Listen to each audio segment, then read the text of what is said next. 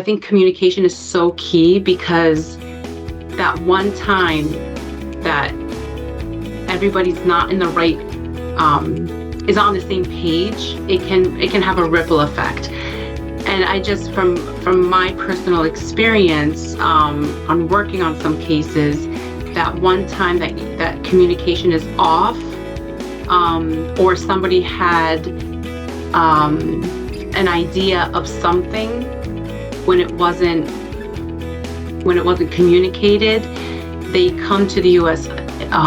Or they come to this job under the assumption of something, and it ends up not being what they thought it would be. So I think communication is really critical. This is what to prepare, what can be done up front, what to do when you arrive, and then what to do like 3 months later. So I found that it's very helpful, and it has been very much appreciated, because it takes the angst out also for the family.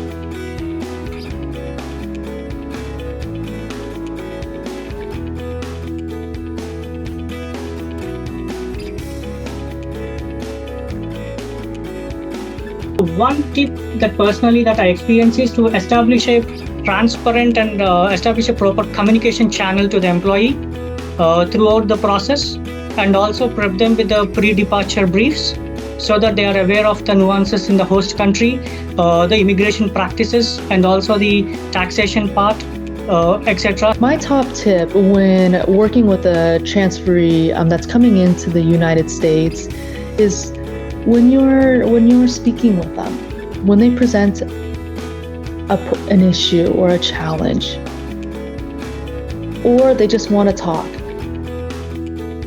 do your best just to sit back and listen.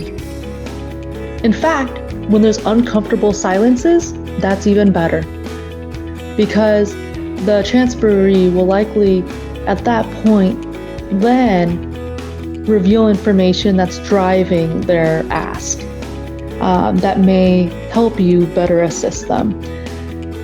I think in our world, it's very easy to make assumptions based on all the assignments and permanent transfers that we've worked on in the past, but we have to remember that each individual assignment or relocation is unique in itself, because each person is unique.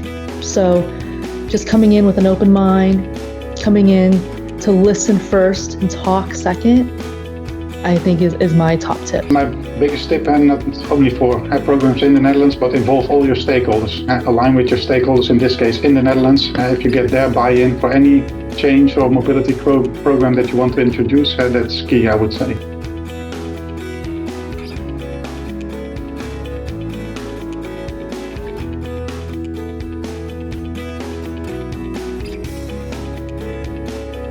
So Costa Rica,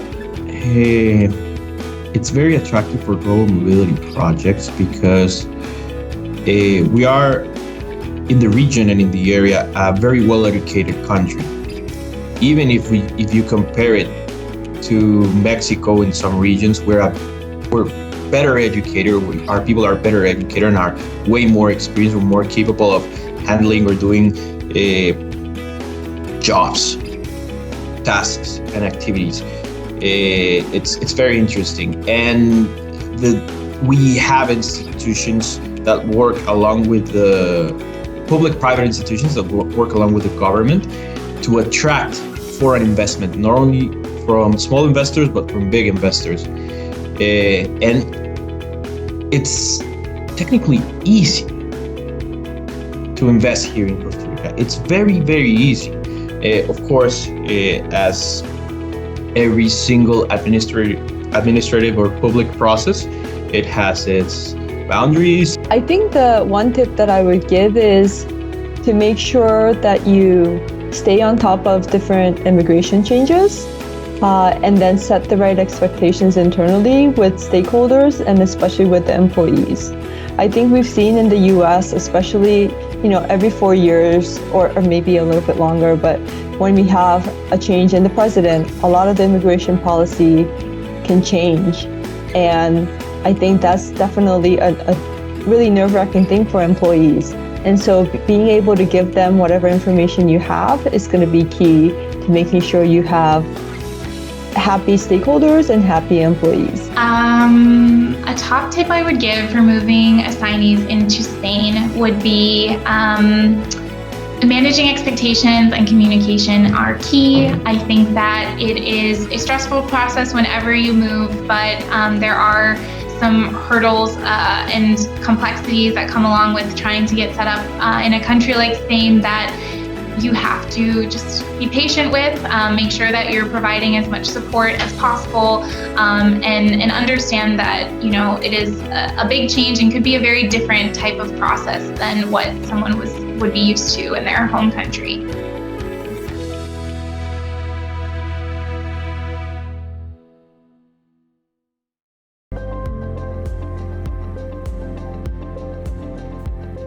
I think one of the key parts about, moving into Singapore is that it is truly a city-state that has undergone economical, cultural, and political globalization. We began as a little red dot that has earned its place on a global stage today. So I think it is because it has its well interconnectedness with many different parts of the world. It has a very cosmopolitan ambience that makes it attractive for assignees of different walks of life. So be it expatriates with families, single employees, or female travelers, I continue to think that Singapore is a destination that would be great for them. Regardless of their profile. So the stable political environment, makes it a lot easier for one to bring their family and settle.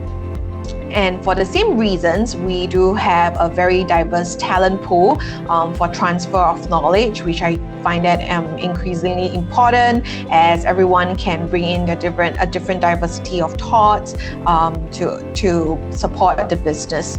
So in that, Singapore also provides a lot of incentive for foreign investors, for businesses. They can take advantage of like double tax treaties. If I remember correctly, there were over 70 countries that we do have tax treaties with. And as a global mobility professional, one of the very important aspects for me is ensuring that we actually fulfill duty of care. So when it comes to relocating employees, safety and security, remains like my top consideration and priority. And Singapore's very safe environment does make it attractive for employees coming into Singapore, as they will feel safe and confident when it comes to integrating into the communities. The number top tip for foreigners come to Denmark is to actually take some time and read about our culture and understand our use of humor and irony. We speak very direct, but also we are very easy to build up trust, and we are a very happy nation and very easy to please.